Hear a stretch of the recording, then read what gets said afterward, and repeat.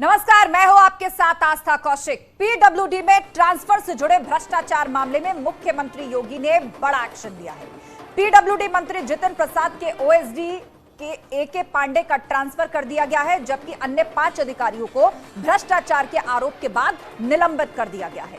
PWD विभाग जितिन प्रसाद के under में है और उनका विभाग ट्रांसफर पोस्टिंग्स में भ्रष्टाचार के आरोपों को लेकर इन दिनों सवालों के घेरे में है। सीएम योगी ने मंत्रियों को साफ निर्देश दिए हैं कि जल्दबाजी में किसी की भी फाइल पर साइन ना करें। मंत्री कोई भी फैसला मेरिट के आधार पर ही लें।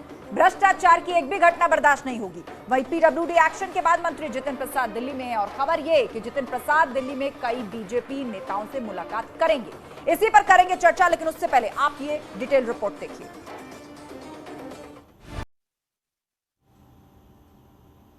और इस पर चर्चा के लिए हमारे साथ बीजेपी प्रवक्ता ओपी सिंह जुड़ रहे हैं और साथ ही डॉक्टर अभिषेक राय समाजवादी पार्टी के प्रवक्ता भी हैं और अपडेट के लिए पवन गौड़ दिल्ली से हैं और अनामिका सिंह लखनऊ से मौजूद हैं। इससे पहले हम अपने मेहमानों के पास जाएं, एक अपडेट अपने संवाददाताओं से ले लेते हैं। पवन, आप दिल्ली में मौजूद हैं और बीती रात से जितिन प्रसाद भी यहाँ पर हैं। कयास तेज है कि वो बीजेपी के कई वरिष्ठ नेताओं से मिलेंगे, अमित शाह से भी मिल सकते हैं। तो सवाल यही है कि जिस तरह इस भ्रष्टाचार और घोटाले का पर्दाफाश हुआ है, नकेल कसी है मुख्यमंत्री योगी ने, तो आखिर जितिन प्रसाद का दिल्ली में होना किस ओर इशारा कर रहा है? वो अपनी नाराजगी जता सकते हैं या वो वहां सफाई देने गए हैं? पवन।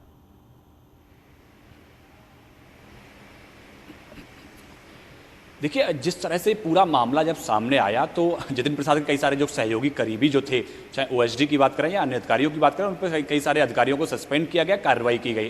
तो उसके बाद में जितिन प्रसाद का मानना यह है कि उनको लूप में लेकर कार्रवाई नहीं हुई, उनको नहीं बताया गया किस तरह से पूरे जो डिपार्टमेंट है उसमें कई सारे मामले सामने आए। तो उसको लेकर जितिन प्रसाद ये सोच रहे हैं कहीं ऐसा ना हो कि पूरे आरोप की कहीं ना कहीं जो आंच है वो उन तक पहुंच जाए। इसलिए जितिन प्रसाद वहां से जो कार्रवाई हुई उससे नाराज थे और वो चाहते थे कि केंद्रीय आलाकमान को इस पूरे जो वारदात हुई है, पूरा जो वाकया हुआ है, उससे वाकिफ कराया जाए। इसलिए वो दिल्ली पहुंचे, कल देर रात वो दिल्ली पहुंचे। आज सुबह से ही अपने घर पे, जो डिफेंस कॉलोनी में उनका घर है, वहां मौजूद हैं और वो केंद्रीय आलाकमान से वो समय मांग रहे हैं। बीजेपी अध्यक्ष जेपी नड्डा से उन्होंने समय मांगा है, केंद्रीय गृह मंत्री अमित शाह से भी उन्होंने समय मांगा है। मुलाकात हो पाई है क्या किसी से जितिन प्रसाद की? किसी नेता से अभी तक मिले हैं?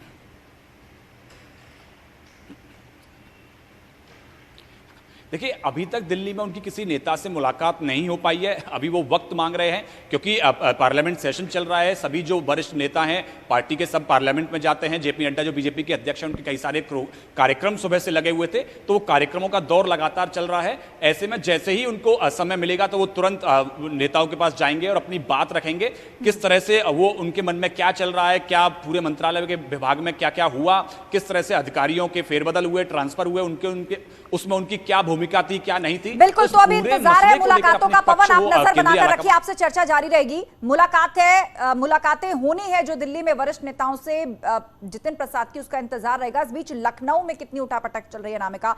मुख्यमंत्री योगी आदित्यनाथ ने साफ निर्देश दे दिए हैं कि भाई अधिकारियों को ना सुने, एक बार वेरीफाई करें तभी फाइलों पर साइन करें, क्योंकि पूछा आप ही से जाएगा। एक्शन जब होगा तो फिर इस तरह की नाराजगियां सामने आती हैं। दिनेश खटिक ने भी एक ओपन पत्र लिखा है।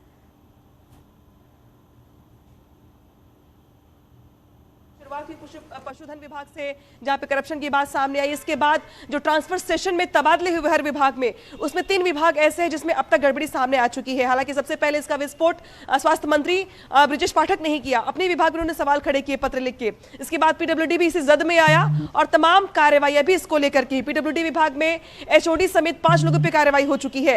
लेकिन अब बड़ा सवाल तब खड़ा हुआ जब देर रात दिनेश खटिक, जो कि राज्य मंत्री जल शक्ति विभाग में, उनके इस्तीफे की अटकलें ज्यादा तेज हो गई। हालांकि आज उनका जो पत्र है, जो लेटर है अमित शाह को लिखा हुआ, वो सोशल मीडिया में वायरल हो गया है। उस लेटर में साफ साफ बहुत सारे आरोप लगाते हुए ये भी कहा गया है कि उनके विभाग में स्थानांतरण के मामले में काफी करप्शन किया गया है। हालांकि उनकी ओर से आरोप बहुत सारे ये भी इस बात को लेके भी है कि चूंकि वो दलित है लिहाजा उनकी अनदेखी की गई, राज्य मंत्री है इसलिए सिर्फ उनको गाड़ी और बंगला तो दे दिया गया लेकिन काम नहीं दिया गया। ट्रांसफर में उनके करीबियों को तवज्जो नहीं दी गई, उनको किसी मीटिंग में बुलाया नहीं जाता है, उनके अधिकारी सुनते नहीं, उनके फोन कॉल्स नहीं लेते हैं। तो इसको लेके भी उन्होंने पत्र अमित शाह को लिखा है। हालांकि इस्तीफा उन्होंने आखिरी लाइन में लिखा है कि वो त्यागपत्र देते हैं, लेकिन बड़ा सवाल ये खड़ा होता है कि ये त्यागपत्र किसको दे रहे हैं? वो अमित शाह को दे रहे हैं, क्योंकि वो यूपी सरकार के मंत्री हैं, तो उनको इस्तीफा भी मुख्यमंत्री को या राजभवन में देना होगा। कुल मिलाकर इस वक्त जो माहौल है वो काफी गर्म है, प्रशासनिक रूप से भी और राजनीतिक रूप से भी। एक तरफ ताबड़तोड़ एक्शन, मुख्यमंत्री योगी आदित्यनाथ ले रहे हैं, तो दूसरी तरफ कई नेता नाराजगी जता रहे हैं और विपक्ष को भी हमले करने का एक मौका मिल रहा है। विपक्ष से दूसरे एंगल से सामने रख रहा है। चर्चा के लिए डॉक्टर अभिषेक राय और ओपी सिंह हमारे बीच में मौजूद हैं। डॉक्टर अभिषेक राय, ये बताइए, किसी मंत्रालय या विभाग में मान लीजिए कोई भ्रष्टाचार की शिकायत आती है, उस पर ताबड़तोड़ एक्शन होता है, तो अब बताइए इसको भ्रष्टाचार के खिलाफ आप जीरो टॉलरेंस नहीं कहेंगे? ये तो अच्छी बात है ना, फौरन एक्शन हुआ। देखिए, जीरो टॉलरेंस की कोई बात ही नहीं है। इसमें भ्रष्टाचार हुआ ना, सीधी सी बात है। क्यों भ्रष्टाचार हुआ? क्योंकि सरकार ने उसको प्रमोट किया। अगर माननीय मंत्री जी या ओएसडी या जितने अधिकारी हैं इस तरह की घटना नहीं होती तो क्या दिक्कत थी? क्यों भ्रष्टाचार सामने आता? भ्रष्टाचार होने के बाद, अभी आप कहते थे हमारी सरकार में कोई भ्रष्टाचार नहीं हुआ। 5.5 साल से आप सरकार चला रहे हैं और आपके उप मुख्यमंत्री अस्पतालों में घूमते हैं, स्वास्थ्य विभाग में जाते हैं, 16.5 करोड़ की दवाइयां एक्सपायर्ड मिलती हैं, उस पर जांच कमेटी बैठती है। अभी 1 महीने से ऊपर समय हो गया। कितना समय लगता है साहब? आप जांच उजागर करिए। माननीय मुख्यमंत्री जी उन्हें बना के बोलते हैं कि 5.5 साल से सरकार में क्यों ये बातें कर रहे हो? तो अगर इतनी अव्यवस्था थी 5.5 साल के योगी कार्यकाल में, तो क्यों नहीं? सवाल तो उठता है ना साहब कि क्यों इतना भ्रष्टाचार है? ये भ्रष्टाचार इसलिए लेकिन अभिषेक राय जी, इस पर आप क्या कहेंगे? इस सबको सामने रखने वाले खुद ब्रजेश पाठक हैं, जो घूम घूम के अस्पतालों का दौरा कर रहे थे, अधिकारियों से मिले हुए, डॉक्टरों से मिले, उन्होंने ही बताया कि ट्रांसफर पॉलिसी का उल्लंघन करके ट्रांसफर हो रहे हैं यहाँ पर। यह इस तरह की शिकायतें जिनका जिक्र कर रहे हैं, उन्होंने तो खुद ही सीएम को चिट्ठी लिखकर यह बात सामने रखी। नहीं तो चिट्ठी तो आज दिनेश खटिक जी की भी आई है। चिट्ठी आई है कि नहीं आई है? मीडिया के सामने वो चिट्ठी कहा है। अधिकारी सुनते नहीं है, उन्हें मीटिंग में नहीं बुलाया जाता क्योंकि वो दलित हैं। सारी चीजें उन्होंने अमित शाह जी को लिखी है, पूरे मीडिया के पास वो लेटर है। तो ये सबको बताने के लिए काफी है कि ये सरकार किस तरीके से काम करती है। ठीक है, इस पर जवाब ओपी सिंह से ले लेते हैं। अभिषेक राय, आप बने रहिए हमारे साथ। आपने कई तरह के आरोपों को घेरा है सरकार पर। ओपी सिंह जी बताइए, यहाँ पर यह कहा जा रहा है कि बेशक भ्रष्टाचार हुआ है, आप उस पर एक्शन ले रहे हैं, लेकिन सरकार भी तो आप ही की थी, जवाबदेही तो आपकी बनती, आखिर ये नौबत आई ही क्यों? और दूसरा मामला दिनेश खटिक का, उन्होंने कहा है कि मैं दलित हूं इसीलिए मेरा सम्मान नहीं होता है, अधिकारी मेरी सुनते नहीं है।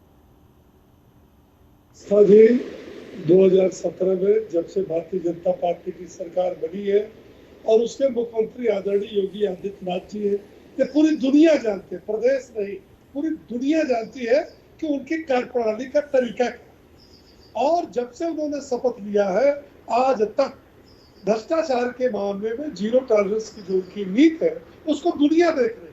मैं किसी एक विभाग पर जाना नहीं चाहता। आज तक जितने भी अधिकारी, जितने भी विभाग प्रकाश में आए हैं उनके खिलाफ कार्रवाई हुई है। पीडब्ल्यूडी की बात ताजा हालिया है जिस पर आप चर्चा कर रहे हैं। पीडब्ल्यूडी की शिकायत ट्रांसफर जो तबादला नीति थी उसके विपरीत कहीं न कहीं कोई गड़बड़ी हुई है, उसकी शिकायत मिली है।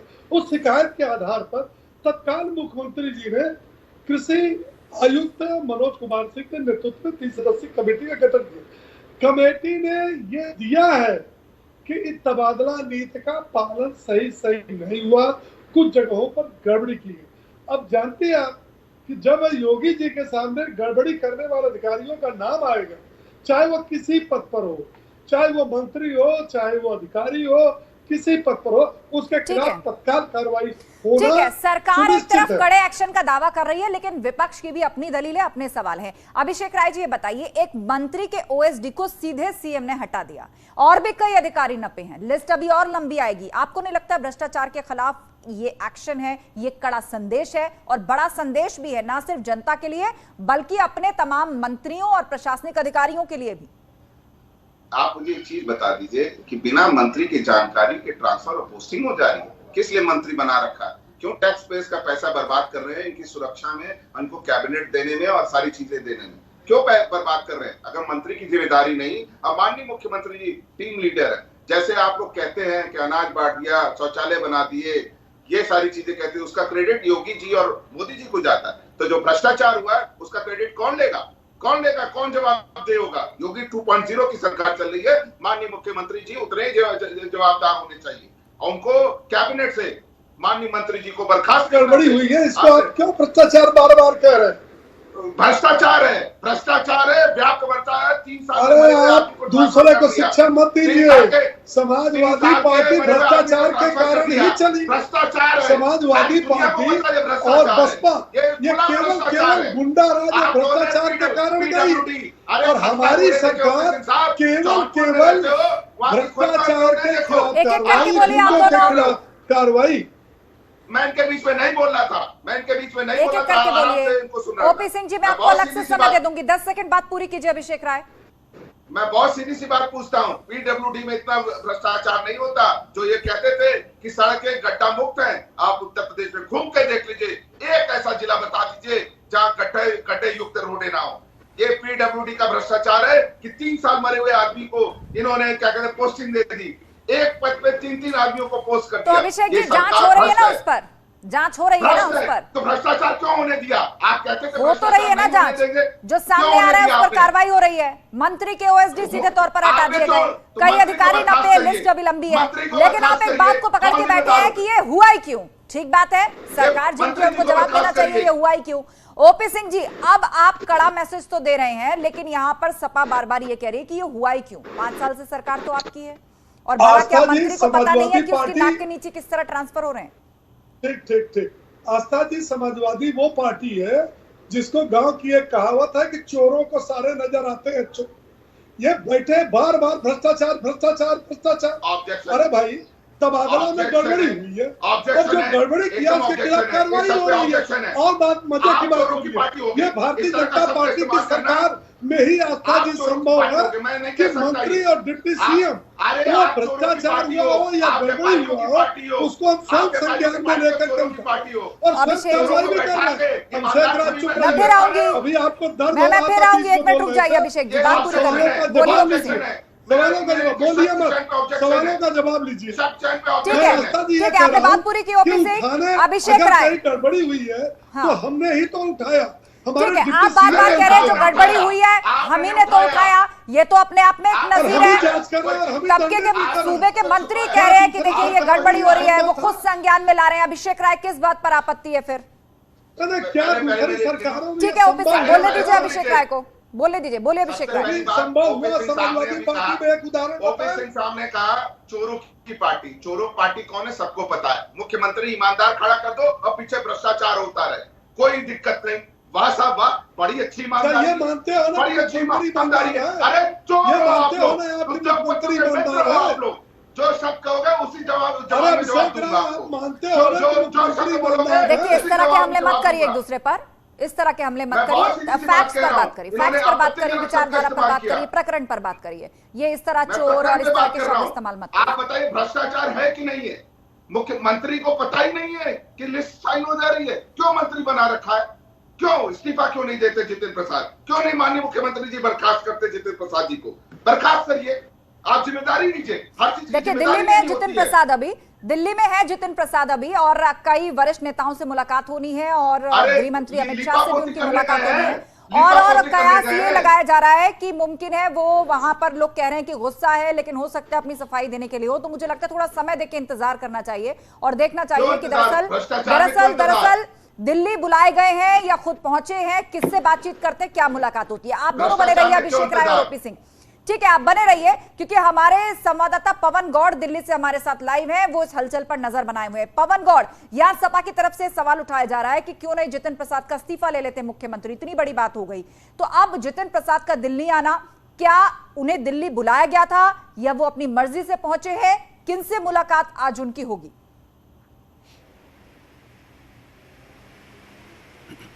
देखिए, जैसे कि अपनी बात की शुरुआत में मैंने कहा था कि जितेंद्र प्रसाद, ये उनको डर है कि ये पूरे जो मामला हुआ है उसकी आंच उन तक ना पहुंच जाए, उसके आरोप उन तक ना पहुंचे, इससे पहले वो केंद्रीय आलाकमान को अपनी तरफ से अपनी बात रखना चाहते हैं, और इसीलिए वो खुद दिल्ली पहुंचे। केंद्रीय आलाकमान से उन्होंने किसी ने बुलाया नहीं है उनको, लेकिन चूंकि उनके विभाग में ये पूरा ट्रांसफर पोस्टिंग का मामला सामने आता है, मामले के बाद में तूल पकड़ता है, उसके बाद कई सारे अधिकारियों को मुख्यमंत्री सीधा सस्पेंड कर देते हैं, और उसके बाद में उनको लगा कि कहीं ऐसा ना हो कि पूरा मामला उन तक आके पहुंच जाए और उनको फालतू में पूरी बदनामी का मामला सामना करना पड़े, इसलिए पहले ही वो केंद्रीय आलाकमान को, सभी पक्ष को साफ कर देना चाहते हैं। अपना जो भी उनके विभाग में वो हुआ, अपनी तरफ जो से भी जिस अपनी तरह से सफाई अधिकारियों ने रखना काम चाहते हैं। किया, आप ये कह जैसे रहे भी वो पवन, मामला पूरा कि सामने आया, इस भ्रष्टाचार या इस गड़बड़ी की आंच उन तक आए, कोई उन पर सवाल उठाए, उससे पहले वो आलाकमान से मिलकर बात को साफ गोई से रखना चाहते हैं कि उनका पक्ष क्या है, वो अपनी बात वहां पर रख सकते हैं। लेकिन महत्वपूर्ण बात यह भी है पवन कि जितिन प्रसाद जिस तरह से उनके ओएसडी को हटाया मुख्यमंत्री ने, उसको लेकर वो नाराज भी हैं। और इतना ही नहीं, विजिलेंस जांच तक बैठा दी ओएसडी की भूमिका पर। वो इस बात को लेकर खासे नाराज हैं और ये नाराजगी आलाकमान के सामने रख सकते हैं।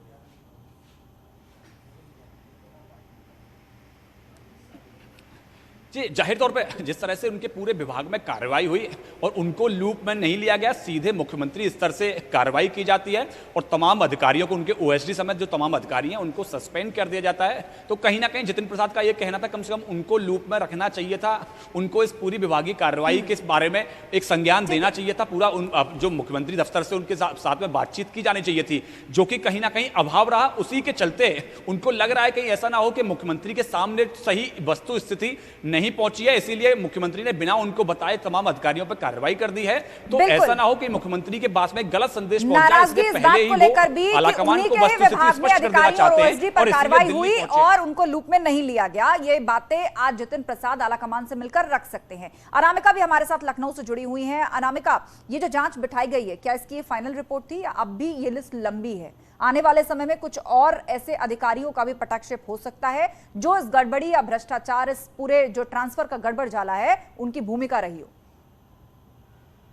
देखिए, जितिन प्रसाद के जो ओएसडी हैं अनिल पांडे, उनको जितिन प्रसाद खास तौर पर दिल्ली से अपने साथ लखनऊ लेकर के आए थे।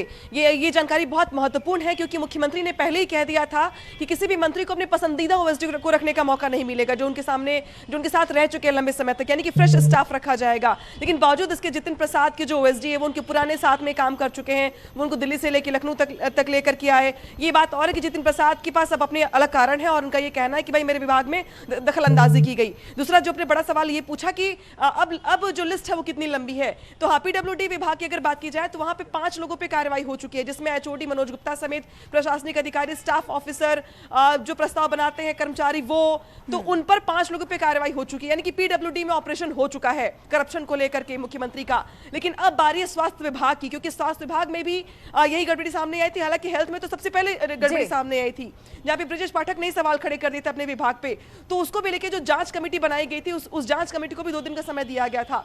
वो 2 दिन का समय निकल भी चुका है, जांच की रिपोर्ट मुख्यमंत्री के पास पहुंच भी गई है। तो बिल्कुल, तो यानी जिन भी विभागों से ट्रांसफर की गड़बड़ी का मामला सामने आया था, उन पर ताबड़तोड़ एक्शन आने वाले वक्त में भी देखने को मिल सकता है। अभिषेक राय, सपा प्रवक्ता, हमारे साथ है। अभिषेक जी, बताइए, यहां तो मुख्यमंत्री ने ऐसा हंटर चलाया कि अपने ही मंत्री नाराज हो गए, दिल्ली में बैठे हैं, और विपक्ष अब भी असंतुष्ट है, विपक्ष को अब भी ऐतराज है, किस बात पर? देखिए, मैं बहुत सीधी सी बात पूछ रहा हूँ, मंत्री जी हंटर चला रहे हैं, क्या चला रहे हैं? दिनेश खटेक जी ने ओपन पत्र लिख दिया, ये हंटर ही चला रहे होते या इन्हें सरकार चलाने के लिए चुना गया था? जो जनता ने, उत्तर प्रदेश की जनता ने इन्हें सरकार चलाने के लिए चुना था, हंटर चलाने के लिए नहीं चुना था।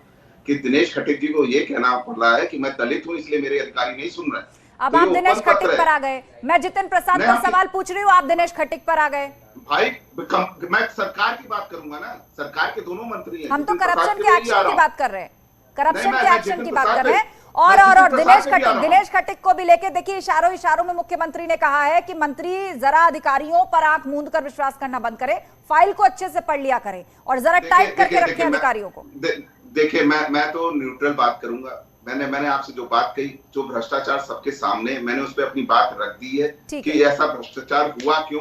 सबसे पहली बात तो ये, 3 साल के मरे हुए आदमी को क्यों ट्रांसफर कर दिया गया, एक ही पोस्ट पे 3 आदमी को कैसे ट्रांसफर कर दिया गया। ठीक है, तो कुल मिलाकर ये जो गड़बड़ियां हुई हैं, सपा कह रही है कि ये हुई ही क्यों? ओपी सिंह जी, क्योंकि डिबेट क्लोज करनी है, जाते जाते आप बता दीजिए कि अभी ये जो ट्रांसफर को लेकर बवाल चल रहा है, ऐसा लग रहा है कि विपक्ष ने इस मुद्दे को पकड़ लिया है। अब सीधे तौर पर ये सरकार और प्रशासन को घेरने के लिए एक मुद्दा मिल गया विपक्ष के हाथ। आस्था जी, ये कोई घेरने का मुद्दा नहीं है, ये भारतीय जनता पार्टी की सरकार में ही संभव है, योगी जी मुख्यमंत्री के कार्यकाल में ही संभव है कि जो भी अधिकारी कर्मचारी अब तक, यहाँ तक कि आईएएस और आईपीएस भी निलंबित हुए हैं, नौकरी से बर्खास्त हुए, सेवामुक्त हुए, तो जो भी जानकारी मिल रही है, मुख्यमंत्री जी बिना देर किए तत्काल कमेटी गठित करके रिपोर्ट स्वयं मांग रहे हैं और रिपोर्ट मिलने के बाद तत्काल कार्रवाई हो रही है। ठीक है, और ये जो कार्रवाई हुई है उसमें पीडब्ल्यूडी के 5 ऑफिसर्स को सस्पेंड किया गया है, जिसमें जितिन प्रसाद के खुद ओएसडी भी शामिल हैं।